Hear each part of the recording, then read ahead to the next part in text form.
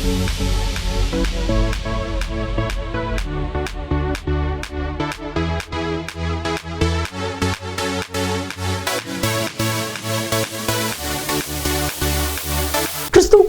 பிரியமான தெய்வ பிள்ளைகளை வெளிப்படுத்தின விசேஷம் பரலோகத்தின் சில காட்சிகள், கர்த்தராகிய இயேசு கிறிஸ்துவனுடைய வருகை, பூமியின் ராஜ்யங்களுடைய வரலாற்றினுடைய முடிவுகள், இவைகளை வெளிப்படுத்துவது தான் வெளிப்படுத்தின விசேஷம். இதனுடைய ஆசிரியர் அப்போஸ்தலனாகிய யோவான் பத்மத்துவில் சிறை கைதியாக இருக்கும் பொழுது கிரேக்க மொழியிலே எழுதப்பட்டது.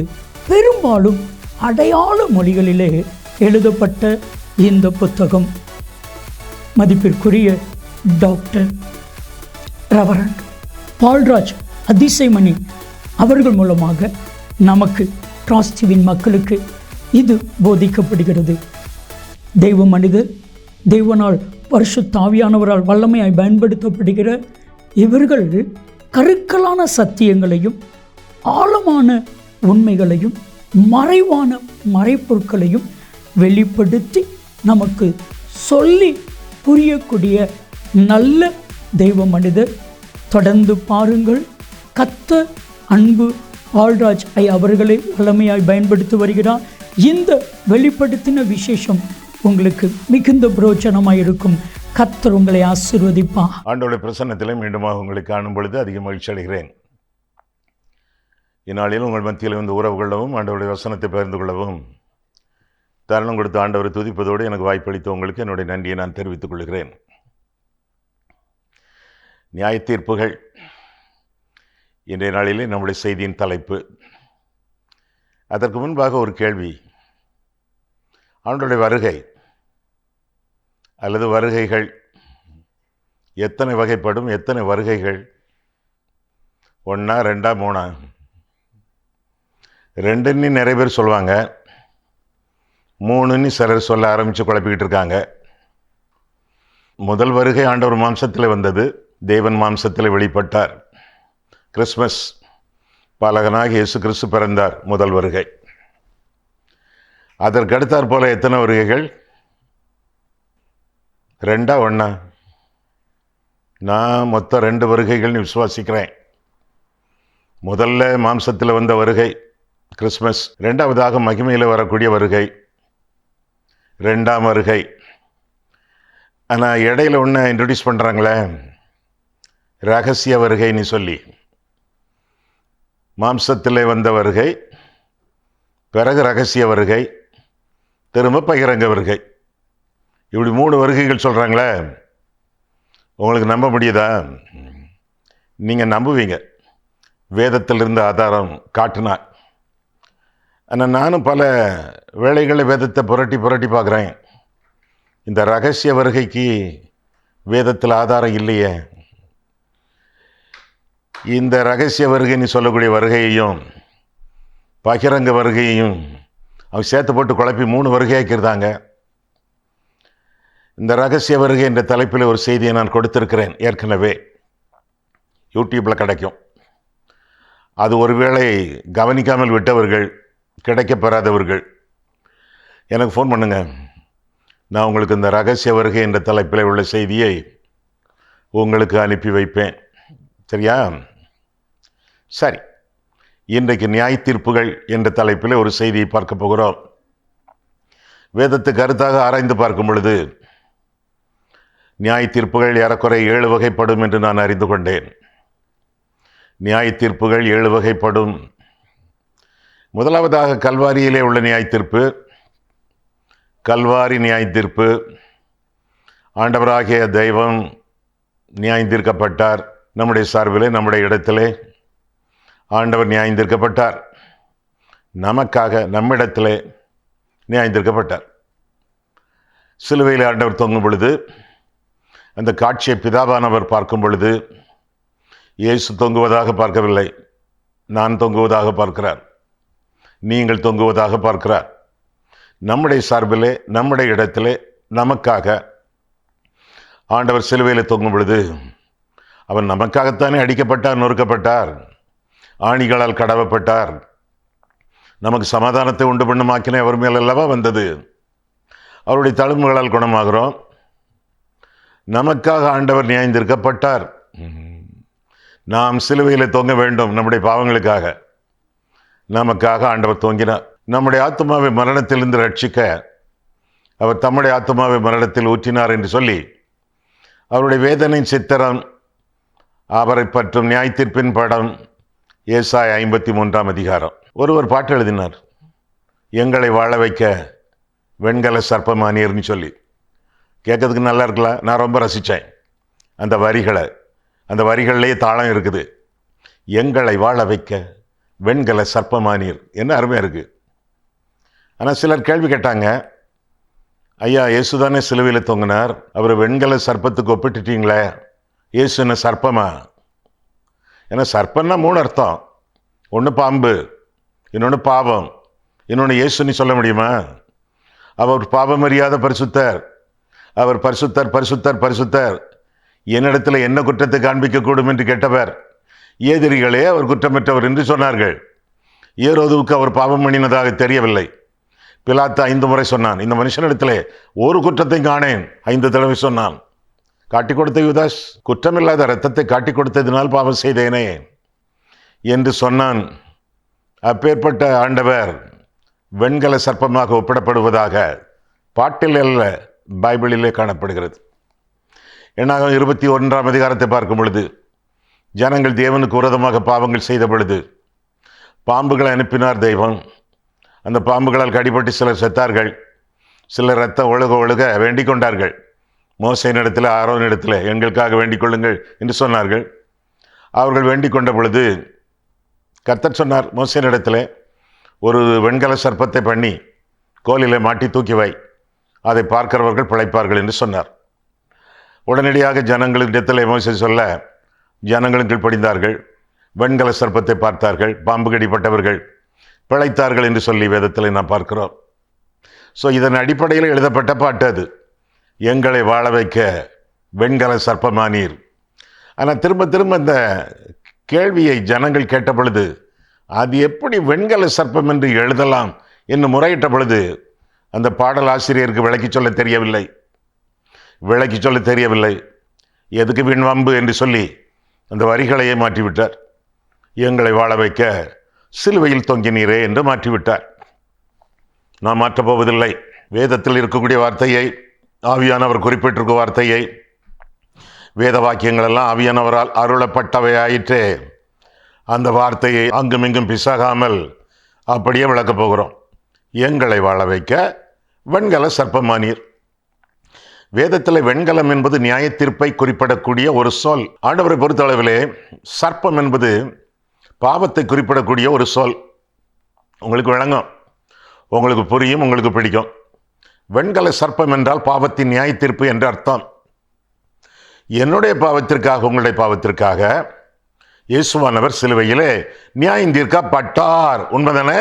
உண்மை. அதுதான் வெண்கல சர்ப்பம். என்னை வாழ வைக்க இயேசு சிலுவையிலே மாண்டார், சிலுவையிலே மரித்தார் என்று சொல்லி வேதம் நமக்கு கற்றுக் கொடுக்கிறது.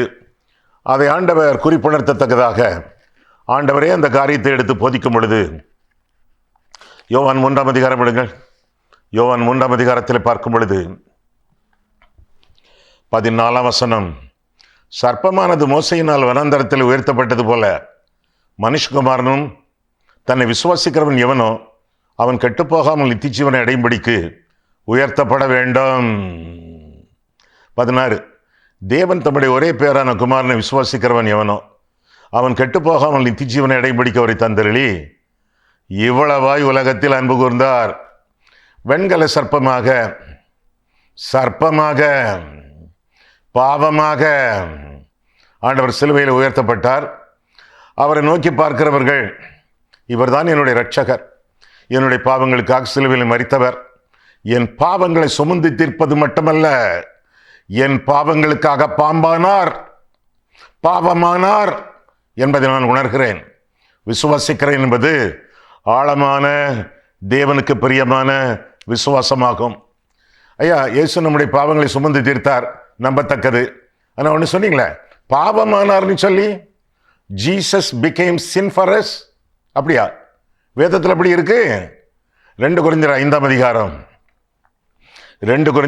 அதிகாரம் 21ஆம் வசனம். நாம் அவருக்குள் தேவ நீதியாகும்படிக்கு பாவம் அறியாத அவரை நமக்காக பாவமாக்கினார் என்று பார்க்கிறோம். Jesus became sin for us. நம்முடைய பாவங்களை அவர் சுமந்து தீர்த்தது மட்டுமல்ல, வெண்கல சர்ப்பமாக மாறினார். என்னுடைய பாவம் உங்களுடைய பாவம் அவர்களே நியாயந்திருக்கப்பட்டது, நாம் பிழைத்தோம். பாவம் அறியாதவர் பாவமானார், அதாவது பாம்பானார். இதையெல்லாம் விளக்கி சொல்ல தெரிந்திருந்தால் அந்த வரிகளை மாற்றி இருக்க வேண்டாமே. எங்களை வாழ வைக்க வெண்கல சர்ப்பமானீர், நல்லா தானே இருக்கு. எங்களை வாழ வைக்க சிலுவையில் தொங்கினீரே, இன்னும் மாற்ற வேண்டிய தேவையில்லையே. 2வது எழுதியது சரிதான். அந்த வேதத்தை எதற்கு மாற்ற வேண்டும்? அந்த வார்த்தைகள் எதற்கு மாற்ற வேண்டும்? அப்படியே விட்டிருக்கலாமே. சரி, முந்தின வசனம் பாருங்கள். யோவான் 3:13. பரலோகத்திலிருந்து இறங்கினவரும் பரலோகத்தில் இருக்கிறவருமான மனுஷகுமாரனை அல்லாமல் பரலோகத்திற்கு ஏறினவன் ஒருவனும் இல்லை. பரலோகத்துக்கு போனவன் ஒருவனும் இல்லை என்று சொல்லி வேதத்தில் வாசிக்கிறோம். ஆண்டவர் சொல்கிறார், என்னை தவிர யாரும் பரலோகத்துக்கு போனதில்லை. வேதத்திலே பரலோகங்கள் என்ற வார்த்தையும் உன்னதங்கள் என்ற வார்த்தையும் வானங்கள் என்ற வார்த்தையும் இடம்பெறுகின்றன. சிலர் உன்னதங்களிலே ஏராளமான படிகள், செவரல் ஸ்டேஜஸ், செவரல் ரம்ஸ் பரலோகத்தில் உண்டு, உன்னதங்களிலே உண்டு. உன்னதங்கள் அதில் ஏதாவது ஒரு பகுதிக்கு போயிருக்கலாம், அல்லது அந்த காட்சிகளை பார்த்திருக்கலாம். யோவான், சீஷன் யோவான் பரலோகத்திற்கு போனானே, அப்படி இருக்கா பைபிள்ல? சும்மா அடிச்சு விடுறது அறவேக்காடுகள். யோவான் பத்மு தீவுல தான் இருக்கான். அவன் பரலோக காட்சியை பார்த்தான், அவ்வளவுதான். அதுதான் வேதம், அதுதான் வெளிப்படுத்தின விசேஷம். ஐயா அப்படி இல்லையா? வெளிப்படுத்தும் விசேஷத்தில் பார்க்கும்போது முதல் 3 அதிகாரங்களிலே சபைகளின் பட்டியல்களை பார்க்கிறோம், சபைகளினுடைய நிருபங்களை நாம் பார்க்கிறோம். 3ஆம் அதிகாரத்துக்கு பிறகு சபை என்ற வார்த்தையே கிடையாது ஐயா, பொய். 3ஆம் அதிகாரத்திற்கு பிறகு சபை என்ற வார்த்தையே கிடையாது. ஏன்னா 4ஆம் அதிகாரத்தில் இங்கே வா என்று யோவானுக்கு சொல்லப்பட்டது. அவன் மேலே போயிட்டான். எங்க போனான்? பத்மு தீவுல தான் இருக்கான். மேலே உள்ள காட்சி அவன் கண்டான், அவ்வளவுதான். காட்சிகள் கொடுக்கப்பட்டன தரிசனத்திலே, மேலே போகல. அப்போ ஒரு காட்சி, ஒரு தரிசனம், அதை பார்த்து அவன் மேலே போயிட்டான். 4ஆம் அதிகாரத்துக்கு மேல சபைங்கிற வார்த்தையே இல்லை. ஏன்னா 3ஆம் அதிகாரத்தோட சபை எடுத்துக்கொள்ளப்பட்டு விட்டது அப்படின்னு சொல்றாங்களே. அறவே காடினு சொன்னது சரியா தப்பா? 3ஆம் அதிகாரத்துக்கு மேல சபை என்ற வார்த்தை இல்லை. பார்த்துருவோமா? வெளிப்படுத்துற விசேஷம் பாருங்க. வெளிப்படுத்துற விசேஷத்தை எடுத்துக்கொள்ளுங்கள். 22ஆம் அதிகாரம் திரும்ப ஒருக்கா யோசித்துக்கிடுங்க. 4ஆம் அதிகாரத்துக்கு பிறகு சபைங்கிற வார்த்தை இல்லை அப்படின்னு சொல்றாங்க. 3ஆம் அதிகாரம் வரதான் சபை சபை சபை, அது 7 சபை. 4ஆம் அதிகாரத்தில் சபை எடுத்துக்கொள்ளப்பட்டது. எப்படி? யோவான் எடுத்துக்கொள்ளப்பட்டாரு? படலையே. பத்மு தீவிரம் தானே இருக்கான், ஆயுள் கைதியா. சபைங்கிற வார்த்தை 4ஆம் அதிகாரத்திலிருந்து இல்லையாம. 22ஆம் அதிகாரம் எடுத்தாச்சா? 22ஆம் அதிகாரம் 16 வசனம் 16. சபைகளில், எந்த சபைகளில்? அந்த 7 சபை, அதுக்கு பிறகு பிற்றைய சபைகள், நம்முடைய சபை. சபைகளில் இவைகளை உங்களுக்கு சாட்சியாக அறிவிக்கும்படிக்கு இயேசுவாகிய நான் என் தூதனை அனுப்பினேன் என்று தொடர்ந்து வசிப்பதாக பார்க்கிறோம். 3ஆம் அதிகாரத்துக்கு பிறகு சபை என்ற வார்த்தையே கிடையாது. ஏன்னா அது எடுத்துக்கொள்ளப்பட்டாயிற்று என்று சொல்வது பொய், புரட்டு, முட்டாள்தனம். வசனம் உங்களுக்கு காட்டியிருக்கிறேன். நீங்கள் புத்தியுள்ள ஆட்களாக இருந்தால் அண்டர்லைன் பண்ணியிருப்பீங்களே அந்த சபை என்ற வார்த்தையை. வெளிப்படுத்தும் விசேஷம் 22ஆம் அதிகாரம் 16ஆம் வசனத்தை உடனுக்குடன் செய்யுங்கள். பிற்றைய நாட்களிலே உங்களுக்கு பூரணமாக இந்த காரியங்கள் விளங்கும். மற்றவர்களுக்கும் இந்த வார்த்தைகளை வைத்து நீங்கள் கற்றுக் கொடுப்பீர்கள். சரியா?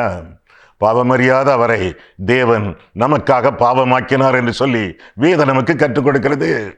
இன்னும் சில பொய் அதிக பிரசங்கிகள் சொல்றாங்களே, நான் டெய்லி பரலோகத்துக்கு போயிட்டு வரேன்னு சொல்லி ஆண்டவர் சொல்றார், ஒரு பயலும் வந்ததில்லை அப்படிங்கார் ஆண்டவர்.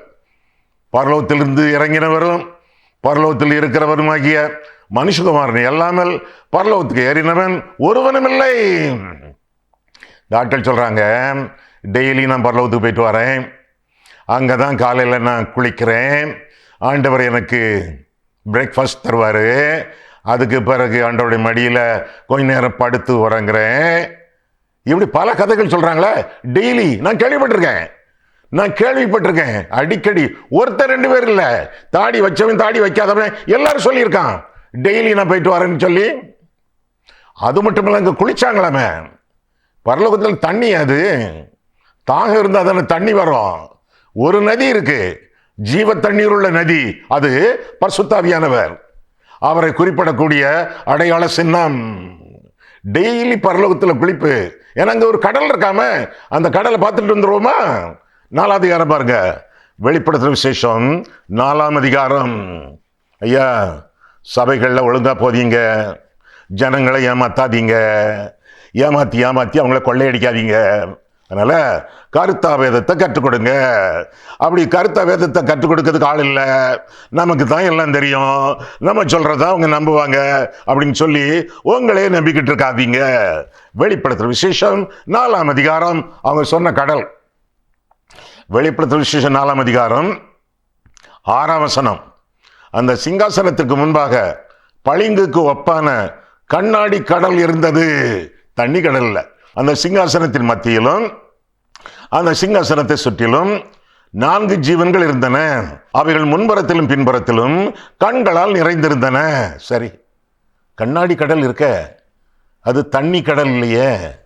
என்ன பக்கத்தில் இருந்து அல்லது கொஞ்சம் தூரத்தில் இருந்து எட்டி பார்க்கலாம், பார்த்தா நம்முடைய உருவம் தெரியும். நம்ம வேதனை உண்டாக்கு வழிகள் ஏதாவது இன்னும் இருக்கா அப்படின்னு பார்க்கறதுக்கு அந்த கண்ணாடி கடல் உதவும். ஐயா, பரலோகத்திலையும் பரிசோதிக்காங்களோ? ஆமா, இந்த ஜீவன்கள் நீ பார்க்கிறோமே, 4 ஜீவன்கள். முன்னால் கண்கள் முன்னால் இருக்கிறவர்களை பார்க்க, பின்னால் கண்கள் பின்னால் இருக்கிறவைகளை பார்க்க, சுற்றிலும் கண்கள் சுற்றிலும் இருக்கிறவைகளை பார்க்க. அந்த ஜீவன்களுக்கு உள்ளே கண்கள் இருந்தன, தங்களை பார்ப்பதற்காக, தங்களை பரிசோதிப்பதற்காக. அக்கினி கடல் பக்கத்தில் இல்ல, தூரத்திலிருந்து பார்த்தா ஒருவேளை உருவம் தெரியலாம் வருங்காலத்தில். சரியா? அப்போ அது ஏன் அது கண்ணாடி கடல்னு போட்டிருக்க? அப்போ தண்ணி இல்லையோ? இல்லை. பிறகு அக்கினி. 15ஆம் அதிகாரம் பாருங்க, வெளிப்படுத்துற விசேஷம் 15:2. துருவி படிக்கீங்களா பைபிளை? ஆராய்ந்து படிக்கிறீங்களா? The scripture interprets the scripture அப்படின்னு சொல்றாங்களே, வேதத்தை விளக்கும் அப்படின்னு சொல்றாங்களே. 4ஆம் அதிகாரத்தில் பார்த்த கடல் 15ஆம் அதிகாரத்தில் எப்படிப்பட்டது? 15ஆம் அதிகாரம் 2ஆம் வசனம். அன்றியும் அக்கினி கலந்த கண்ணாடி கடல் போன்ற ஒரு கடலையும் மிருகத்திற்கும் அதன் சொரூபத்திற்கும் அதன் முத்திரைக்கும் அதன் நாமத்தின் லக்கத்திற்கும் உள்ளாகாமல் ஜெயங்கொண்டவர்கள் தேவ சுரமண்டலத்தை பிடித்து கொண்டு கண்ணாடி கடல் அருகே நிற்கிறதையும் கண்டேன். கண்ணாடி கடல் உள்ள இல்ல, அருகே. ஏன்னா அக்கினி இல்ல, சுடுமே இல்ல. நான் போய் குளிச்சுட்டு வரேன் அப்படின்னா அந்த ஆள் இந்த கடலை குதிச்சானே வைங்க, பூரி மாதிரி பொவ்வி, பிறகு அந்த ஆளை கயிறு கட்டி தான் வெளியே இழுக்கணும். அக்கினி கடலாச்ச.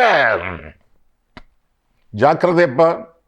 வேதத்தை போதிக்கும் பொழுது எதையாவது கூட்டினால் வாதைகள் கூடும், எதையாவது குறைத்தால் ஆசீர்வாதங்கள்லாம் போயிடும் என்று வெளிப்படுத்தும் விசேஷம் கடைசி அதிகாரம் கடைசி வசனங்களில் என்ன பார்க்கிறோம். சரி, அப்போ நியாய தீர்ப்பு, கல்வாரி நியாய தீர்ப்பு. இரண்டாவதாக சுய நியாய தீர்ப்பு. நம்மையே நாம் நியாயம் தீர்த்துக் கொள்வது சுய நியாய தீர்ப்பு என்று சொல்லி கூட வேதத்தில் வாசிக்கிறோம். எங்கே? சர்ச்சில் கம்யூனியன் சர்வீஸ் இருக்கா? திருவிருந்து ஆராதனை இருக்கா? அதை பற்றிய வாக்கியங்கள் 1 கொரிந்தியர் எடுங்க. 1 கொரிந்தியர் 11:26 முதல். ஆகையால் நீங்கள் இந்த அப்பத்தில் புசித்து இந்த பாத்திரத்தில் பானம் பண்ணும் போதெல்லாம் கர்த்தர் வருமளவும் அவருடைய மரணத்தை தெரிவிக்கிறீர்கள். திருவிருந்து எடுக்கும் பொழுது ஆண்டவருடைய மரணத்தை நினைவு கூறுகிறீர்கள், தெரிவிக்கிறீர்கள். இப்படி இருக்க, எவன் அபாத்திரமாய் கர்த்தருடைய அப்பத்தை புசித்து அவருடைய பாத்திரத்தில் பானம் பண்ணுகிறானோ அவன் கர்த்தருடைய சரீரத்தையும் இரத்தத்தையும் குறித்து குற்றமுள்ளவனாய் இருப்பான். அபாத்திரமாய் பானம் பண்ணினால், புசித்தால், அபாத்திரமாய் கர்த்தருடைய பந்தியிலே கலந்து கொண்டால் அநேக தீமைகள். ஐயா, மரண படுக்கையில் இருக்காங்கய்யா, ஒரு கம்யூனியன் கொடுத்துடலாம், நீ பார்க்க ஐயா. ஒருவேளை மரணம், குறிக்கப்பட்ட மரணம், அந்த மரணத்துக்கு முந்தைய அவர் செத்தாலும் சாவார். ஏன்னா தப்பா, பாவத்தோட, பாவரிக்கை இல்லாம, மனம் திரும்புதல் இல்லாம கர்த்தருடைய பந்தியிலே கலந்து கொள்வது பாவம். சீக்கிரம் மரணத்தை கொண்டு வரும். மீண்டும் 27 எப்படி இருக்க, எவன் அபாத்திரமாய் கர்த்தருடைய அப்பத்தை புசித்து அவருடைய பாத்திரத்தில் பானம் பண்ணுகிறானோ அவன் கர்த்தருடைய சரீரத்தையும் இரத்தத்தையும் குறித்து குற்றமுள்ளவனாய் இருப்பான். அடுத்தது 28, எந்த மனுஷனும் தன்னைத்தானே சோதித்து அறிந்து, நியாயம் தீர்த்து, அப்படியே மொழிபெயர்க்கலாம், சோதித்து அறிந்து இந்த அப்பத்தில் புசித்து இந்த பாத்திரத்தில் பானம் பண்ண கடவன். 29, எண்ணத்தினாலினில் அபாத்திரமாய், தப்பா அப்படின்னு அர்த்தம், அபாத்திரமாய் போஜனபானம் பண்ணுகிறவன் கர்த்தருடைய சரீரம் என்னதென்று நிதானித்து அறியாததினால் தனக்கு ஆக்கினை தீர்ப்பு வரும்படி போஜனபானம் பண்ணுகிறான். இது நிமித்தம் உங்களில் அநேகர் பலவீனரும் வியாதி உள்ளவர்களுமாய் இருக்கிறீர்கள். அநேகர் நித்திரையும் அடைந்திருக்கிறார்கள். நித்திரைனா சாவு. அநேகர் செத்தும் போயிருக்காங்க. எதுக்கு? அபாத்திரமாய் கர்த்தருடைய பந்தியிலே கலந்து கொண்டால். என்னென்னலாம்? 30, இது நிமித்தம் உங்களில் அநேகர் பலவீனர், வியாதி உள்ளவர்கள், சாவு, நித்திரையும் அடைந்திருக்கிறார்கள். நம்மை நாமே நிதானித்தறிந்தால் நாம் நியாயந்திருக்கப்படும் என்று சொல்லி வேதத்திலே வாசிக்கிறோம். சுய நியாய தீர்ப்பு, வேதனை உண்டாக்கு வழிகள் நம்மிடத்தில் உண்டோ என்று பார்த்து நித்திய வழியிலே கர்த்தர் நம்மை நடத்தத்தக்கதாக நம்மை நாமே உய்த்துணர்ந்து ஆராய்ந்து பார்த்து பாவங்கள் அங்கங்கே தென்படும் பொழுது அவற்றிலிருந்து மனம் திரும்பி அவற்றை அறிக்கையிட்டு கர்த்தரோடு ஒப்புரவாகி பந்தியிலே பங்கு பெற வேண்டியது நம்முடைய கடமை என்று சொல்லி வேதம் நமக்கு கற்றுக் கொடுக்கிறது. மூன்றாவதாக யூதருடைய நியாய தீர்ப்பு. முதலாவதாக கல்வாரி நியாய தீர்ப்பு, இரண்டாவதாக சுய நியாய தீர்ப்பு, மூன்றாவதாக யூதர்கள். யூத வம்சத்திலே தானே இயேசு கிறிஸ்து பிறந்தார். யூதர்கள் ஆண்டவரை நிராகரித்தார்களே. எங்களுக்கு ராஜா வேண்டும், எங்களுக்கு ராஜா வேண்டும் என்று அவர்கள் சொன்னார்களே. கர்த்தர் தான் உங்களை ஆளுவார், அவரே ராஜா என்று சொல்லி பார்த்தான் சாமுவேல். கேட்கலையே, எங்களுக்கு ஒரு ராஜா வேண்டும், கர்த்தரை புறக்கணித்தார்கள் என்று சொல்லி வேதத்தில் வாசிக்கிறோம். புறக்கணித்தவர்களை ஆண்டவர் புறக்கணித்தார் என்று சொல்லியும் வேதம் நமக்கு கற்றுக் கொடுக்கிறது. 1 சாமுவேல் 8ஆம் அதிகாரம் 7ஆம் வசனத்திலே ஆண்டவரை அவர்கள் புறக்கணித்தார்கள். அவர்கள் என்னை புறக்கணித்தார்கள் என்று ஆண்டவர் சொன்னாரே.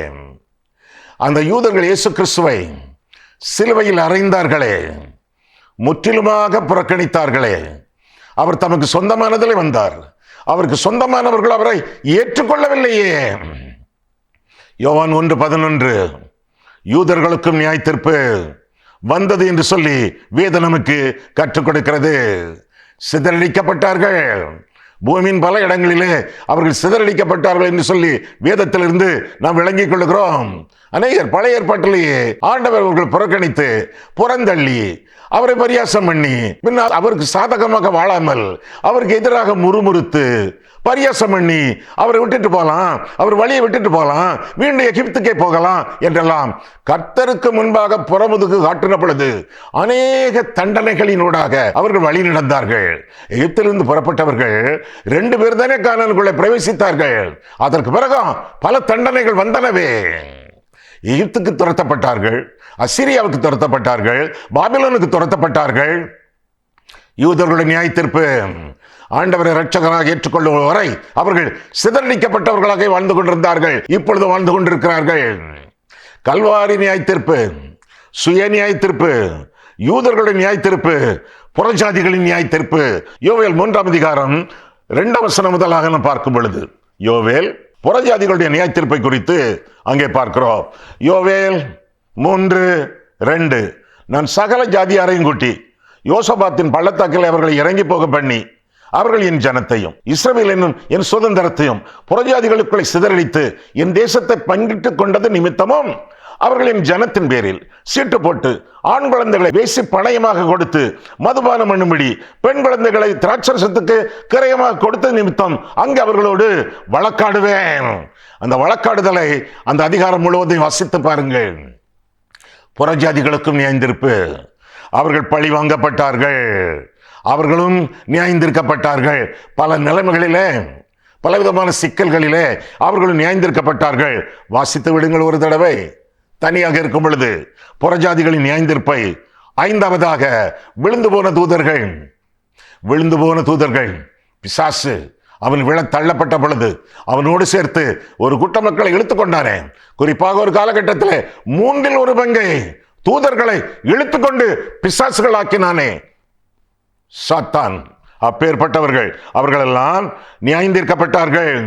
லூசிபராக இருந்த கர்த்தருக்கு நெருக்கமான ஒரு தூதன் சாத்தானாக மாறினான். அவன் சாத்தானாக மாறிய பொழுது பூமிக்கு தள்ளப்பட்ட அவன் சகாக்களை சேர்த்துக்கொண்டு மற்ற தூதர்களை சேர்த்துக்கொண்டு பிசாசுகளாக அசுத்த ஆவிகளாக அவர்கள் மாற உலகத்தில் தள்ளப்பட்டார்கள். பெற்றை நாளில் நியாயந்திருக்கப்பட்டார்கள். வருங்காலத்தில் அவர்கள் அக்கினி கடலுக்கு இரையாவார்கள், நரகத்திற்கு இரையாவார்கள். அப்படியாக விழுந்து போன தூதர்களின் நியாய தீர்ப்பை குறித்து வேதத்தில் என்ன வாசிக்கிறோம்? இன்னும் 6வதாக மீண்டும் ஒரு முறை. 1 கல்வாரி நியாய தீர்ப்பு, 2 சுய நியாய தீர்ப்பு, 3 யூதருடைய நியாய தீர்ப்பு, 4 புறஜாதிகளின் நியாய தீர்ப்பு, 5 விழுந்து போன தூதர்களுடைய நியாய தீர்ப்பு, 6வது பெரிய வெள்ளை சிங்காசன நியாய தீர்ப்பு. வெளிப்படுத்தின விசேஷம் 20ஆம் அதிகாரம் கடைசி நாட்களிலே கடைசியாக சொல்லப்படக்கூடிய நியாய தீர்ப்பு. வெள்ளாடுகள் செம்மாழியாடுகள் அந்த நியாய தீர்ப்பை குறித்து மத்தேயு 25 பார்க்கிறோமே. அதே போல நியாய தீர்ப்பு. ஆண்டவரை ஏற்றுக்கொண்டவர்கள், ஆண்டவரை ஏற்றுக்கொள்ளாதவர்கள். அந்தி கிறிஸ்துவின் ஆளுகையிலே கூட சிலர் ஆண்டவரை ஏற்றுக்கொண்டார்கள் என்று சொல்லி வேதத்தில் படிக்கிறோமே. கடைசி காலகட்டத்தில் சாத்தான் சங்கிலியினால் கட்டப்பட்டு 1000 வருஷம் ஒதுக்கி வைக்கப்பட்டானே. அதற்கு பிறகும் ஆண்டவர் கிருபையாக இறங்கி அவனுக்கு இன்னொரு சந்தர்ப்பம் கர்த்தர் கொடுத்தாரே. அதற்கு பிறகும் அவன் ஆட்களை கூட்டிக் கொண்டு வந்து ஆண்டவருக்கு விரோதமாக யுத்தம் பண்ணினானே. அதிலும் சிலர் ஆண்டவரை ஏற்றுக்கொண்டார்களே. ஏற்றுக்கொள்ளாதவர்களை நியாய தீர்ப்பு. பெரிய வெள்ளை சிங்காசன நியாய தீர்ப்பு. அவனுடைய கிரியைகளுக்கு ஏற்ப நியாய தீர்ப்பு கிடைத்தது என்று சொல்லி வெளிப்படுத்தின விசேஷம் 20ஆம் அதிகாரம் 11 முதல் கடைசி வரையிலே நாம் பார்க்கிறோம். கடைசியாக 7வதாக நாம் பார்க்கும் பொழுது அடுத்தவரை நியாயந்திருப்பது, நாம் நியாயந்திருப்பது ரொம்ப முக்கியமாக நாம் படிக்க வேண்டிய ஒரு காரியம் என்று சொல்லி வேதத்தில் வாசிக்கிறோம். மத்தேயு 7 பாருங்கள். மத்தேயு 7ஆம் அதிகாரம். நீங்கள் குற்றவாளிகள் என்று தீர்க்கப்படாதபடிக்கு மற்றவர்களை குற்றவாளிகள் என்று தீர்க்காதிருங்கள்.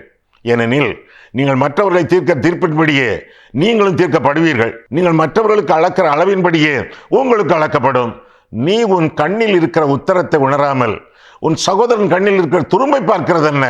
இதோ உன் கண்ணில் உத்தரம் இருக்கையில் உன் சகோதரனை நோக்கி நான் உன் கண்ணில் இருக்கும் துரும்பை எடுத்து போடட்டும் என்று நீ சொல்வது எப்படி?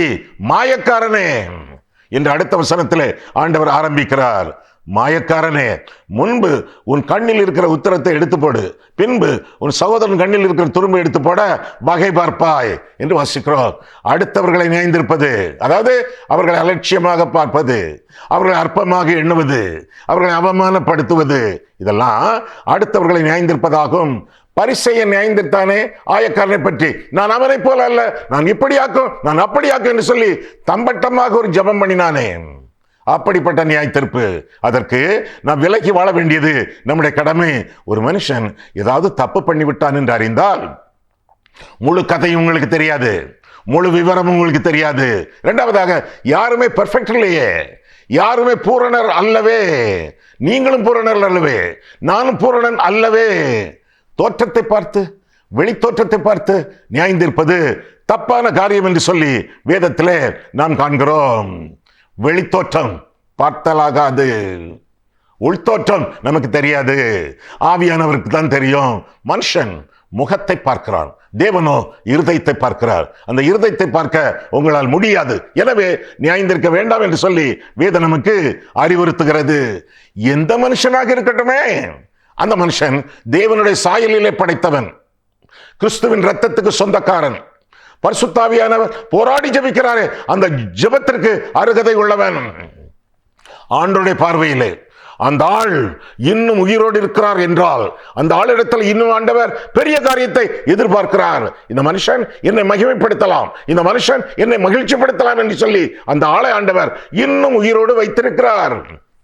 எனவே அடுத்தவர்களை நியாயந்திருக்காமல் ஆண்டவருக்குள்ளாக அந்த மனுஷனை பார்த்து, ஆண்டவருடைய கண் போல நம்முடைய கண்களை வைத்து பார்த்து அடுத்தவர்களுக்காக ஜெபிக்க வேண்டியது உதவி செய்ய வேண்டியது, அவர்களை உற்சாகப்படுத்த வேண்டியது, அவர்களுக்கு சுவிசேஷம் சொல்ல வேண்டியது, அவர்களை ரட்சிப்புக்குள்ளாக வழிநடத்த வேண்டியது நம்முடைய கடமையாகும். கண்களை மூடுவோம், கர்த்தரை பார்ப்போம். அன்புள்ள ஆண்டவரே, உம்முடைய வசனங்களை ஆராயவும், எங்கள் வாழ்க்கையை ஆராயவும் உம்முடைய சந்நிதியில் எங்களை வழிநடத்தினீர். அதற்காக நன்றி செலுத்துகிறோம் சுவாமி. கர்த்தாவே, எங்களோடு பேசினீர். அதற்காக நன்றி செலுத்துகிறோம். 7 விதமான நியாய தீர்ப்புகளை குறித்து நாங்கள் சிந்தித்தோம். கர்த்தாவே, எங்களுக்காக நியாயந்திருக்கப்பட்டீர். ஸ்தோத்திரம் ஆண்டவரே. எங்களையே நாங்கள் ஆராய்ந்து பார்த்து வேதனை உண்டாக்கும் வழிகள் எல்லாவற்றையும் களைந்துவிட்டு கர்த்தருடைய சித்தத்திற்குள்ளாக நாங்கள் ஜீவிக்கத்தக்கதாக ஆண்டவர் எங்களுக்கு உதவி செய்யும். எங்கள் கிரியைகளை நியாயந்திருப்பீரே, எங்கள் சொற்களை நியாயந்திருப்பீரே, எங்கள் சிந்தனைகளை நியாயந்திருப்பீரே, எங்கள் பாவங்களை நியாயந்திருப்பீரே, எங்கள் அந்தரங்கங்களை நியாயந்திருப்பீரே. இந்த நியாய தீர்ப்புகளுக்கெல்லாம் கணக்கு கொடுக்கத்தக்கதாக எங்கள் பாவங்களிலிருந்து மனம் திரும்பி இயேசுவின் இரத்தத்தினாலே எங்களை கழுவிக்கொண்டு ஆண்டோட சித்தத்தின் நடுவிலே ஜீவிக்க எங்களுக்கு உதவி செய்யும். மேலாக ஆண்டவரே, அடுத்தவர்களை நியாயந்திருக்காமல் எங்களையே ஆண்டோட சமூகத்திலே எங்கள் கர்த்தரோடு எங்களை ஒப்பிட்டு பார்த்து கர்த்தருடைய சாயலிலே நாள் ஒரு மேனியும் பொழுதொரு வண்ணமாக நாங்கள் வளர்ந்து விளங்க கிருபை தாரும். இயேசு கிறிஸ்துவின் நாமத்தில் ஜெபிக்கிறோம் பிதாவே, ஆமேன்.